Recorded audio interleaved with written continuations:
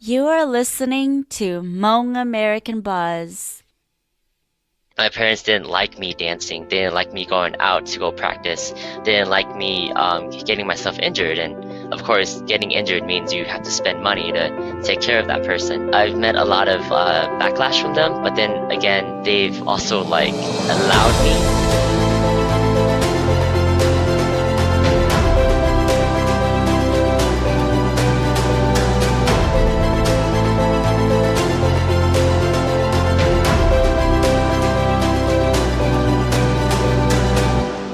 Welcome to Mall Making Buzz episode 5. I'm Aaron, and with me is Sue, what's going on, Sue? I'm doing good. How about you? Doing good myself. So on today's podcast, we'll be interviewing Shawn Vue, who is a dancer. And a wonderful choreographer. So Sue, want to explain to your listeners how we met Shawn? Yeah, definitely. 2 years ago, back in 2017, I wanted to surprise my back then girlfriend, well, my soon-to-be wife. I thought of a crazy idea, which was basically a flash mob dance. I just wanted to try something different. So I looked around and I found Shawn through you, Aaron. Because I guess you and Shawn were mutual friends or something. Well, actually, I think we went to high school together. Yeah, there you go. So I reached out to Shawn, and he was kind enough to lend a helping hand. And from there, we communicate back and forth. I told Shawn what I want to do. And so after a couple weeks, me and my group of friends and family, we went to Shawn's studio, and he slowly taught us how to dance. The funny part is that none of us knew how to dance. So then we were very nervous at first, but Shawn was really good at teaching noobs like us on how to dance for first timers. Right, Aaron? Pretty much. Yeah, it was very nerve-wracking, but then I seriously thought Shawn made it really fun for us to dance. I never knew dancing was that fun until when we started watching Shawn and following him step by step. And then on the day of the proposal, I was nervous as heck. We had about 25 of us, and we went to a park and we did a flash mob there. Surprisingly, she never knew. I thought someone would spill the beans, but I guess my now wife, she was totally taken by surprise. So yeah, but I'm really really appreciative of what Shawn did to help me and my crew. Cool. And so on this episode, you will hear about Shawn's journey of when he first started dancing to where he is today. All right, so let's get it on, right, Aaron? Yes, sir. Let's go. Introducing Shawn Vue. How you doing, Shawn? Doing pretty good, man. Nice. So before we start, can you share us a little about yourself? Yeah, sure. I am 27 years old. I grew up in San Diego, California. That was where I was born as well. I was 9 years old when I moved up to Minnesota. Been here ever since. Went to Evergreen Elementary School, then Jackson Middle School, then Chapman Park High School, out in the suburbs. Kind of grew up more in the, suburban schools, you could say. Not very surrounded by a lot of Hmong people as myself. But yeah, I think I pretty much grew up a typical childhood with immigrant parents, kind of just working full-time jobs. I didn't have anything interesting in my life until dance when I was in 8th grade. I was breakdancing for my high school years. I did a lot of community teachings for free. I was in the Minneapolis area, and I helped out with the Fremont clinics, teach their hip hop programs for kids who didn't have as much privilege to pay for classes. Did that for a couple years with my high school friends. Kind of felt like I was missing something in life, and then eventually saw American Best Dance Crew, and then was really inspired by Cabo Modern and some of the dance teams over in the West Coast area.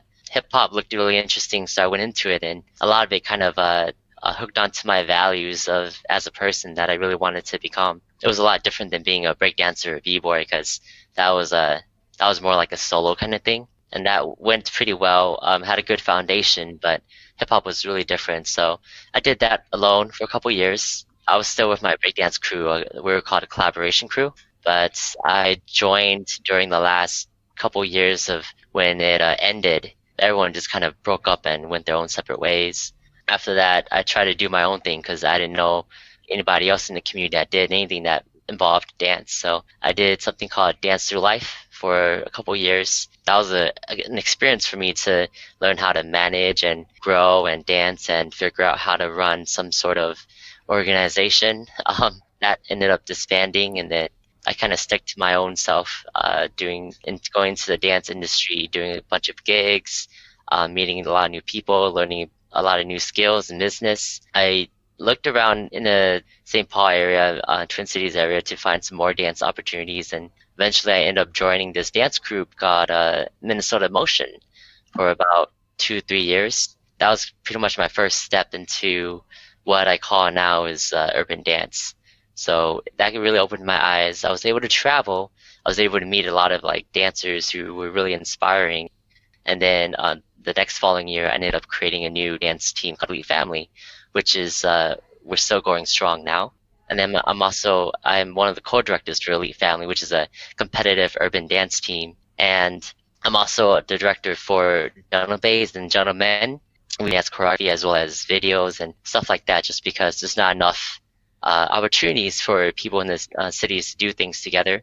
School was in there here and there. I didn't find a lot of reasons to pursue education. I did go to school. I did go to college for a few years, but I realized that wasn't really my cup of tea. Nor did I find a good reason why I should commit to it. But in the last recent years, when I started doing more dance stuff with Elite Family and Gentlemen Bays, I kind of realized that there are a couple of things that I needed to learn about. So actually, I am back in school right now, and I'll be done this semester. So Congratulations. yeah, thank you. It's a long journey. So going back to the way beginning, you say that breakdancing was. What was it about breakdancing that made you want to get into dancing? That's a good question. My first reason, I wanted to do breakdancing because I wanted to get a girlfriend. Good excuse. Yeah. I mean, that was an eighth grader wanting to, find some love. So it grew over time. Just when you learn something new and you start gaining more insight and more perspective, then things change. I believe that when you start something, what keeps you going is never really your initial reason. It's always these new reasons that you find along this journey. So. So earlier you mentioned Gentleman and Gentlebay. Can you explain more what they do? Sure, no problem. Gentlemen is an all guys group. What we do is we kind of focus more on urban dance choreography. What urban dance is, because not a lot of people know, it's this umbrella term. So it's not an actual dance style. It's an umbrella term that helps group all of these street dance styles, such as breakdance, housing, whacking, the funk styles, popping, locking, and it even incorporates some of the more modern dance styles, such as contemporary and ballet. It utilizes a lot of technique from a lot of different styles.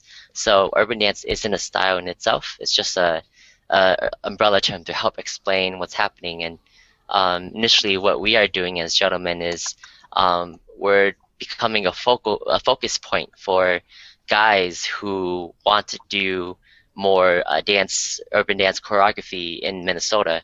There's actually a lot of female dancers who want to do choreography, but majority of the male dancers, they would rather go to battles and battle. So it's hard to find guys, and it's hard to find a platform and a space for guys to do urban dance choreography. For Gentle Bays, it's actually it's about the same, more so a focus point for girls who can come in and do urban dance choreography, but then still kind of create this sisterhood of dancers, of girls. So most of the girls in the Gentle Bays, well, all of them, we're close personally, but then we're also came together because of dance. So we do a lot more performances. We frequent Myth, the nightclub, where we perform on stage every year, July 4th weekend. and we have some bigger plans on what we want to do. So it's more like a performance group that does, again, performances on stage, a lot of videos, as well as just kind of growing each other into dance choreography. Going back to choreography and dance and battle, can you elaborate more on that? Because when I'm thinking battle, is that like competing with another group, whereas choreography is more like just dancing inside a studio? Or can you just like elaborate more about that?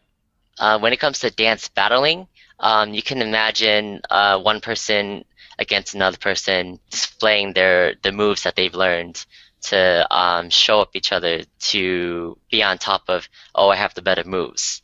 In terms of choreography, it's something that's already been created for either a solo or a group. We have competitions for that. We don't necessarily call it battles, because battles are a little bit more raw and rough. When you have competitions with choreography, it's a lot more structured, but then there's a lot more, I guess you can say, variety of things that could happen. So battles is more like to see which side would be better, which side would top the other. And then in terms of dance choreography, it's more so kind of creating this routine to a specific song. It could be a slow song, fast song, an aggressive song, a gangster song, or a sad song. And the moves would kind of reflect the musicality, or I can say it would reflect the music in a lot of very specific ways to kind of visually show you what the music is about. And then I guess that's a bigger difference with battling, whereas you sometimes would put on a random song and then you would have to just do something with the battle, whether it's a set that you think would look good, and that's more so, I guess you could say, more freestyle like. Okay. Yeah. So battle be like, okay, so like freestyle, and then choreography you rehearse before you actually perform then. Correct. Yes, that's the easiest way to say it. Yeah. How do you come up with these dance routines then? Do you watch it? Do you watch from other dancers? How they do it and tweak it around, or is it something else? It's a very long journey. At first, you would have to kind of watch other people and kind of understand. There's a lot of influences from other styles, such as learning how to count music, where it goes 8, 16 to 32 to 64 beats within a song. Or you can just do something how you feel like and call it a routine choreography, depending on what the choreography is meant for. Let's say, for example, I wanted to teach a class, and I need to make a choreography for the class. I would think about what I want my students to learn, and I would think about what song would best represent what I want my students to learn. For example, I had a workshop last Friday where we did Gentleman Bass workshop. I brought out my friend from Chicago, and then I was also teaching, and my friend was like, hey, I'm going to do a fast hype piece. And then in my mind, I was like, I want to be a little bit different, so I'm going to go something a little bit slow. So I went for more of a slow, a sexier, a gentlemanly like feel, where it's like, oh, I'm gonna flirt with this girl. So then that was I guess you can say my theme, my idea, the concept that I wanted to show students is to be this one person that's flirting with someone else. You do sexy moves and you move slow. You show pictures, and that helped me kind of slowly build my foundation in this image that I wanted them to learn. And the priority that I told them was, hey, for this choreography, I want you guys to focus on being patient. I want you guys to focus on being very smooth and flowy, as if you're swimming in a swimming pool, and that is what I want you guys to learn. So then while I'm building my choreography, I would think about that, what kind of moves can I use to make myself like move within, I guess, a bowl of honey. How do I make myself look sexy? What kind of moves help me accentuate that? So then that's when I start forming this image. And that would be for like something for a class where I want them to learn something specific, versus, let's say, it's a competition. It's an event that's happening where like 16 different dance teams are going to show up and show off their choreographies and see who's going to get first, second, and third. That's where it's a little bit different, where it's like, oh, we got to do something that stands out, something that pops, something that gets into people's faces, something that makes them excited to watch, that you would want to watch. And then you would kind of think about your ideas, your themes. I want to do maybe it's an old school theme, so you go to grab old school songs, the good old throwback songs, some Ray J. It might even go far past that too. And then you think about the move set where it's like my theme is old school 90s hip hop. Maybe I could use some hip hop moves from there. We had the Shamrock, A-Town Stomp, the Chicken Head, the Monastery, and that's where it starts kind of building up your point. So different ideas for different scenarios and situations, and then that kind of helps you bring out the ideas of what you should build upon. And it gets very specific and technical in choreography because I've been doing it for probably about 9-10 years. Just kind of thinking about the processes. It's been changing over the years. When I first started, I was like, I like this song, I'm gonna do this. But then as I kind of grew my technicality, my techniques, my execution, my performance, my knowledge about different dance styles, then I started thinking more about, what kind of ticks do I want? What kind of hits do I want? Which styles, techniques do I want to mix and put together to push it out, which makes it look a lot more appealing. So it really gets there where it's like you have to find the right moves that fits with the right song, that fits with the right themes. And that's where competition is a little bit more difficult, where being clean is important, being technical is important, using the stage, showing your facials, getting your lines right, having a variety of levels, showing different styles, being within a certain time limit, having the best mixed songs. And that's where dance becomes more than just a solo thing.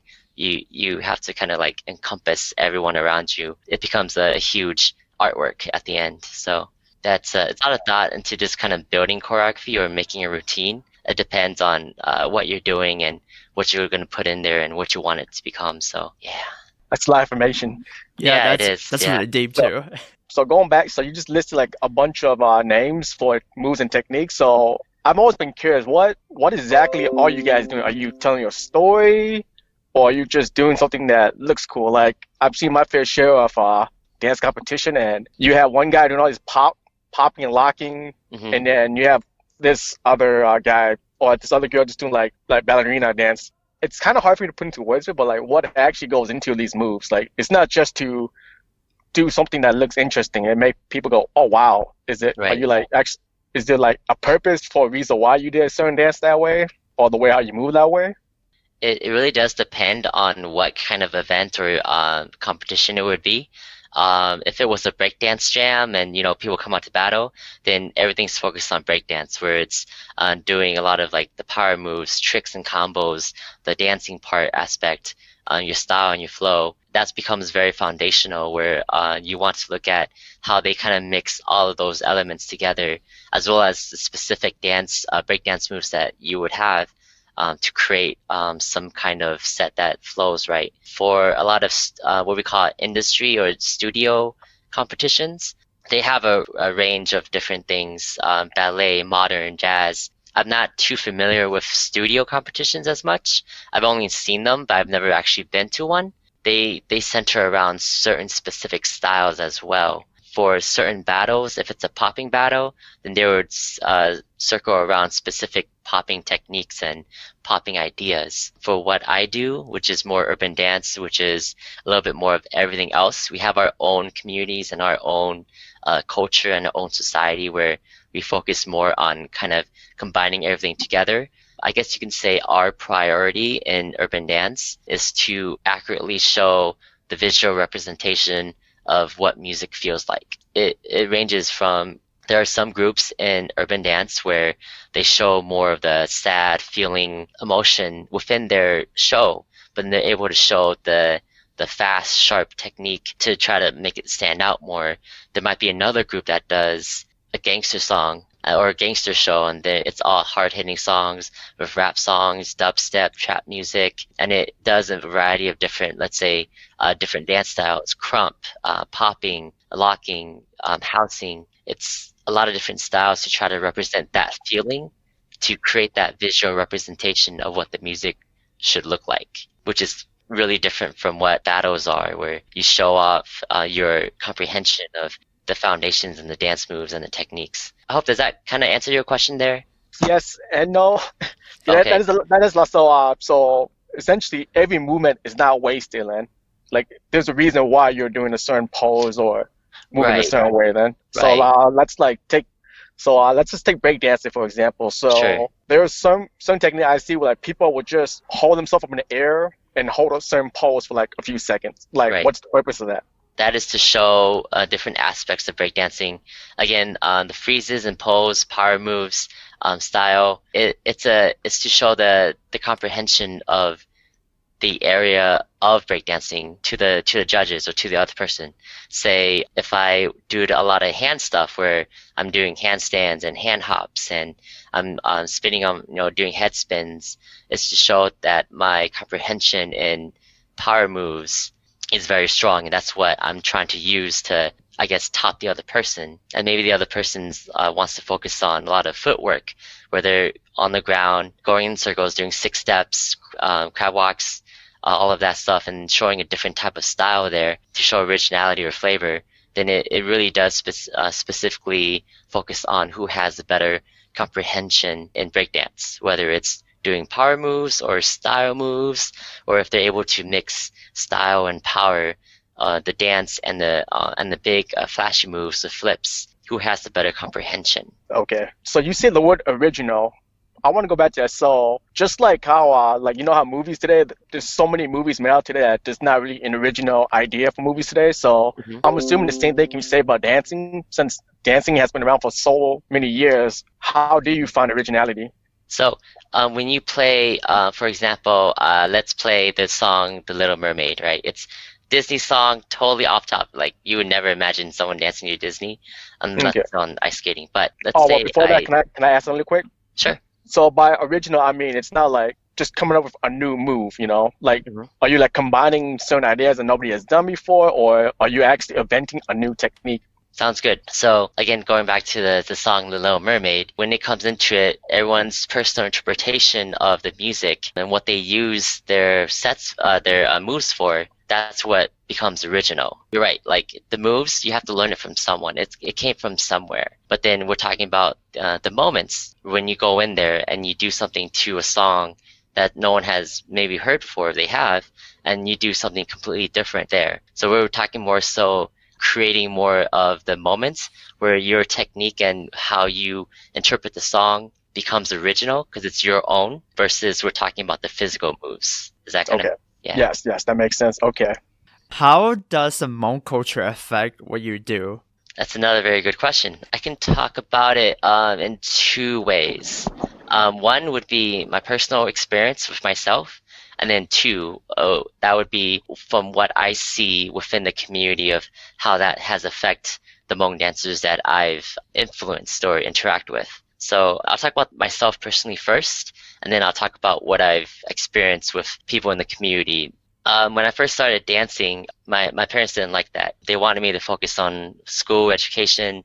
They wanted me to just go to work and focus on those things instead, because they didn't see it as something that I could make money from. It didn't look like it was something that I could survive from. So it was a lot of these things where recreational things weren't looked highly upon, because they didn't visually, or they didn't actually lead to something that meant that you're going to, I guess, survive. So my parents didn't like me dancing. They didn't like me going out to go practice. They didn't like me getting myself injured. And of course, getting injured means you have to spend money to take care of that person. I've met a lot of backlash from them, but then again, they've also allowed me, but then that's only because they weren't there. So I was a little bit privileged because I was able to do it on my own time when, they weren't there. They might not like it, but then I pushed it and they had to, deal with it. And I do feel bad about that. But then, from my side, when I looked at it from pros and cons, if I didn't see the value in dancing, then I would have probably stopped. But then it wasn't so much as a physical exercise for me. It became more of a mental and emotional thing that helped me balance out my life, because it's kind of like the yin and the yang. You want to make sure that your life is balanced versus just nothing but work, no fun, no nothing, and you just crash and burn because you just you're tired of focusing on just one thing too much. Because I did go to school, I did have a job, I did have a social life, I did have a life with my family, and then also did have a life with my relationship, but then I also had a life with dance. And dance was what kind of helped me express a lot of my emotional and mental state to kind of help me endure and deal with a lot of things that didn't make sense in my life. But it also helped me grow and learn more about how to find myself as a person and to kind of push on to kind of find that connection between how dance has helped my life and how my personality, my characteristics, the things that I believe in, my values, my manners, it has grown considerably because of dance. So I see that as my value, my reason. My parents, they still don't like it when I dance. Um, but then sometimes I just have to show them like some of the money that I make from dancing, and then of course they would, not say anything. They would be happy about it. But then they still don't understand why I dance and why I go and teach and why I do these things. But Typical right now, Asian families. right. So, It's funny because I reached a point where I got tired of them yelling at me. So then I had a full-time job. I went to full-time school. I did, as much dancing as I could. And they still said the same thing to me was, why don't you go back to school? And I tell them I'm doing full-time school. And then they say, well, why don't you go to work? And I'm like, I do full-time work. And then they're like, you should stop dancing. I'm like, what are you talking about? I'm doing everything that you want me to do, to go to school, to go to work. But then I just feel like it was just the idea of dance that, they didn't know that it was important, or they didn't know the benefits from it. So it just became this one weird one-sided battle that I had personally. The other side is kind of my interactions with other Hmong people in the community in terms of dance. I see a lot of similarities in terms of that they need to focus only on school and work, to create a family, to buy a really nice new car, to get a house ready for a new family, have 5 kids or more. And a lot of the dance students that I faced, that I dealt with, they face similar situations where their parents or their family wants them to be that person that makes the most money, to be that person that handles the family. And even right now in Elite Family, in my dance team right now, we have a lot of high school girls there. I think we have about 4 or 5 high school girls who are dancing. They're really good at dancing. They're going to school. Some of them have jobs, but then they're still facing the idea of, don't dance anymore. It doesn't do anything for you. And that, I believe that, that kind of comes from a gray area where no one really understands why we do, hobbies or leisure activities. Because I can imagine a world where we had no hobbies, and I would kind of go crazy, what if there was a podcast? So kind of interacting, working with, I worked at a Hmong Youth Partnership. I think it's still going now, which was kind of, I think, a program that was presented by Hmong American Partnership here in Minnesota. They had a summer program over at, I believe it was either Jordan Middle School or International Hmong Academy, or I totally forgot the name. It's been years. But I had a classroom full of Hmong kids who were 6th, 7th, 8th graders, and a lot of them are really shy. And when we were trying to teach them dance, it was a really hard struggle to kind of show them how to do these things, because they're very sheltered, they're very reserved, because they're just told to just go to school, don't do anything else, don't make any trouble, and doing something new that was outside of their experiences was really, I guess, a huge thing that was different. So kind of talking with them, I kind of realized that hobbies are not just for me, but then for everyone else, that hobbies aren't a nice thing that more of the older generation would want you to have. With all the kids, there's a lot of different things that they were, I guess you can say, like from what I see is that a lot of youth Hmong kids, or even young adults who are Hmong who try dance, they would quit very shortly. I feel like a lot of the times, again, it comes back to the whole idea of family. Family comes first. We have to worry about the security of the family. We have to worry about, paying bills. We have to worry about school and things that, would pretty much would help the family. And I understood why a lot of Asian families, even Hmong people, would say you should be a doctor or you should be a lawyer, yes. right? And I didn't realize what the meaning was until I was much older. But the whole idea of why a lot of older Hmong people wanted people to be kids to be doctors was because there's a lot of like they wanted doctors or doctors in their families to take care of their families, or they wanted lawyers to be able to understand this new society, this American land, to understand the laws to protect the family when it comes to like issues, which was a little eye-opening, and it makes sense.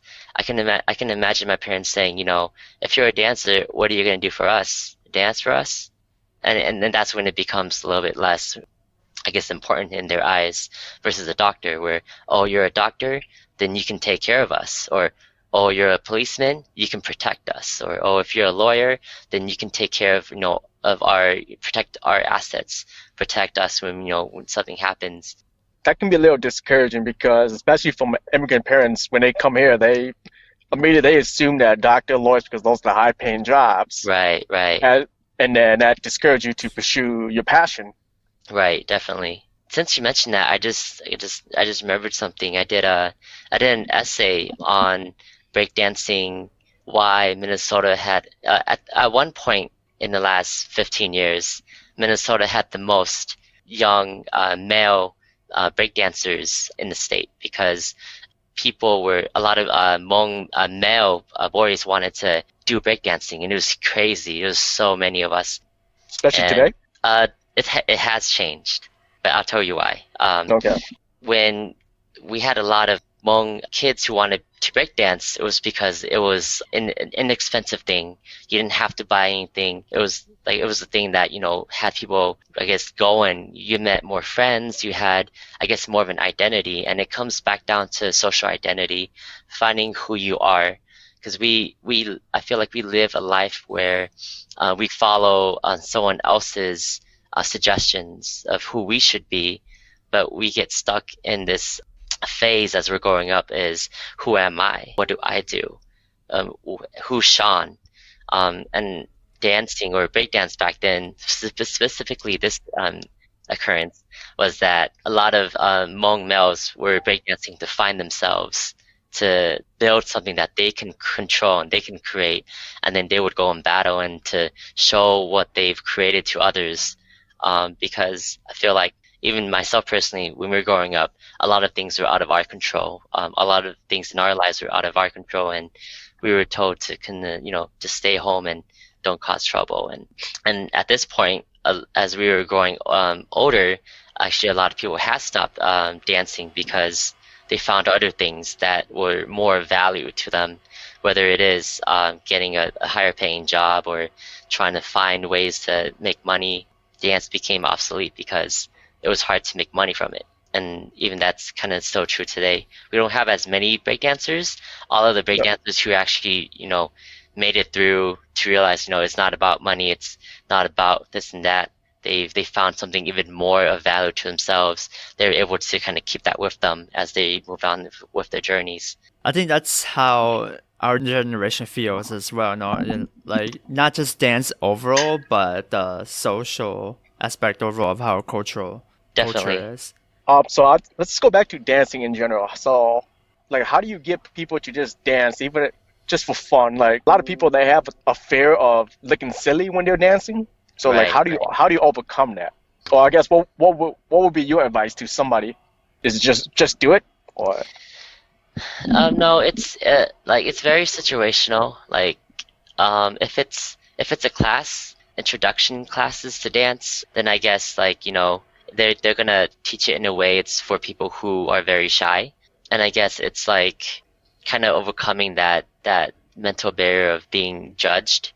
I think we're scared of being judged for our position in life, why we're not good enough, why we don't have these things right away, and I think that's very strong in the dance community. And I think that the priorities or our focus is on ourselves is too high. I guess to have fun is a hard thing. It's an easy thing to say, but it's really hard to do. Is that when your focus in dance is to have fun, then you would just focus on having fun, being silly, just enjoying your time. But when you feel like you have to be good, when you feel like you need to you're being judged and putting on a pedestal, then that's where it gets really hard. So mentally, I think dancing is a good way to kind of challenge yourself to kind of, not worry about who your status in life. I think for classes, it's like that. But then if it's like a school dance, the room's dark.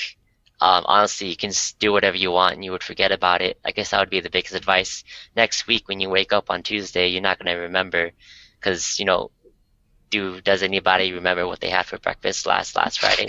No. No. Yeah. So I guess it's a lot of insurance to reassure people that it's okay. We don't get that a lot, actually. Just to laugh it off. Yeah, you could say that. Laugh it off. It's okay. No one really cares. It's the assurance that, you're not gonna be laughed at or be humiliated. I feel like a lot of people do feel like that. So I'm curious about your conditioning. So dancing, you're moving around a lot. Right. I'm assuming you need a lot of stamina and a lot of core muscles. So how do you train to get ready for dancing? What's your daily workout routine? Or are you just a natural dancer? You don't work out at all? It's a combination. Some exercises help build certain muscles. Because for dancing, you necessarily don't use every muscle all at once. You use certain parts of your bodies in sequences. So, for example, right now, I'm 200 pounds, and it's a mixture of fat and muscles. I'm not the skinniest person around because when you hear the word dancer or even a choreographer or a professional dancer, you think about someone that's skinny, that's buff, that's maybe tall, lean, sometimes even good looking. But that's not usually the case because that becomes like the social norm of what dancers should be like. But these days, it's a mixture of learning technique and a little bit of physical conditioning, because the technique, if you know how to do it, then you can do it. But if you don't know how to do it, then you obviously don't know how to do it, no matter your physical state. So Elite Family, specifically in my competition team, squats are a priority. You have to be able to squat, just because of the different dance levels. We don't run at all. So Really? our stamina and our endurance sucks. We can't run for 15-30 minutes straight. Like, we would get tired. But it's funny because we can dance for hours, which is really funny. I get tired just dancing for like 10 seconds. Yeah. So it's See, kind of you guys- like Yeah. So it's kind of like using specific muscles for specific times, because you're not always going 100% all the time. Physically, right now, we are trying to focus on HIIT training, which is high intensity training or high interval training, where we do something that's like sit-ups for 1 minute straight. You rest 20 seconds. You do Spider-Man crawls on the floor for 1 minute straight. You rest 20 seconds. And it's a lot of like acceleration stuff where we have to get used to pushing our bodies really hard for a couple of seconds and stop and rest, which means that we don't train ourselves to, run a marathon for an hour or 2 hours. So a lot of physicality right now, for me, I'm focusing on utilizing my muscles, understanding how to use my muscles, and that's the most physical things that I'm doing now. That involves, for example, one of the drills that I do is you would imagine a drum set in front of you, and then you would slap the drum set with your hands. And that very last moment of slapping the drums is when all your muscles tense up and pushes your muscles to 100%. But then when you release from that slap, your muscles go back to 0%. So it's kind of utilizing your muscles to go 100 and then back to 0. A lot of speed changes there. So it's kind of like conditioning your muscles to be able to accelerate really fast, to meet those requirements, whether it's a backflip. Because once you start, when you prep with a backflip, you're actually not using any muscles at all. But when you actually go up and flip, you're using some muscles, and when you land, you're done using the muscles. So we're focusing, a lot of the conditioning that we're doing is focusing on that actual process of doing the move versus before or after. I assume you were like a 5 days of gym kind of guy, a couple hours here and there. That's funny. It's totally opposite. You know what? I dance like probably we dance in the morning 9 to 12 on Saturdays, and then Wednesdays from 7 to 10 for about 6 hours a week. Between that, like, honestly, I don't work out. I just think about dance and how I can do better. But as of now, it's funny. Today I was like, you know what? I should probably start running. I should probably start doing some physical moves just to kind of help myself out a little bit. So I ran for like 10 minutes and I was like, this is pretty good start. I guess I'll do more later. So That's insane. yeah. Shawn, where do you see yourself 5 years from now? 5 years from now, it's been changing a lot. Honestly, I don't know exactly where I'll be. I have an idea based off of my skill set and my values that I care about. I see myself kind of still dancing, doing a lot more manager stuff, a lot more training, a lot more dance classes for dancing on the dance aspect of it. A lot of my skill sets kind of revolve around enhancing dancers. So I think that I'll continue building upon that and do the same thing for 5 years from now to make it consistent. On the other side, I do have a plan B, which is my degree. I got a business administration degree, or I'm going to get one, but that's where it's like, that's less physical work. So I'll probably have like a variety of options that I could actually fall back on and do whatever I want to do. Another thing would be to be debt free, actually, because I think that being in debt it's a lot of pressure. It's a lot of stress in your life when you have to pay bills every month. But I'm in the process of being debt free right now. So in 5 years, I'm definitely going to be debt free, going to have a lot of money saved, and whatever my position in life, I'm not going to be a CEO of something just because I don't see myself as a CEO. But then I know that my living situation is going to be very stable and I'm going to be very happy. So I guess in 5 years, I'm going to be very happy with what I'm doing. That's what I'm achieving for too. Yeah. Just keep grinding it out. Right. So with that, we're gonna jump to our famous lightning round.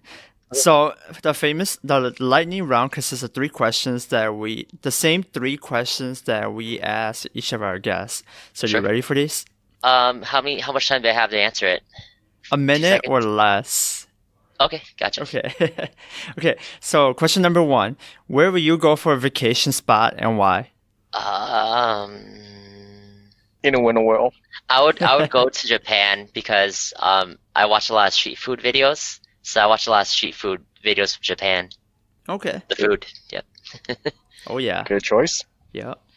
Question number 2: what is your favorite book that you have read so far? I like to read light novels right now. So I mean, my favorite light novel is called Extra. So it's about this one guy getting thrown into his own story that he wrote, and he's an extra inside the story of his own story that he wrote. But then it's been changed because someone else rewrote his story. So he's trying to get through it to get out of there. I like a lot of plots and stories like that. So Perfect. Good. Yeah. Interesting. Okay. Question number 3: what is one thing that you cannot live without? I guess to be literal, I guess air. But I'm I'm not too materialistic, or I'm not too attached to things. So I guess I'm okay with like not having anything, just so then I'm not stressed out about losing it. Here it is. Yeah, air it is.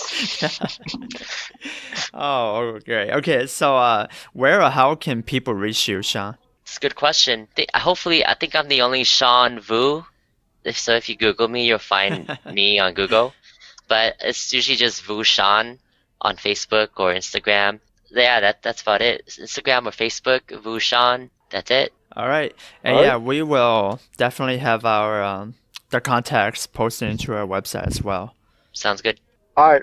Once again, thanks for taking the time to let us interview. And in the future, if you're more than welcome to come back again. Yeah, sounds good. Thank Yeah, you. definitely. Thanks for your time, Shawn. All right, thank you so much. Bye-bye. Yeah, bye. Bye.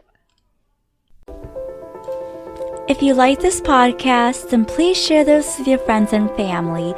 Also, please visit our website, hmongamericanbuzz.com, for more details as well as links to our special guests. Last but not least, please subscribe to our podcast to get the latest episodes. Thanks for listening.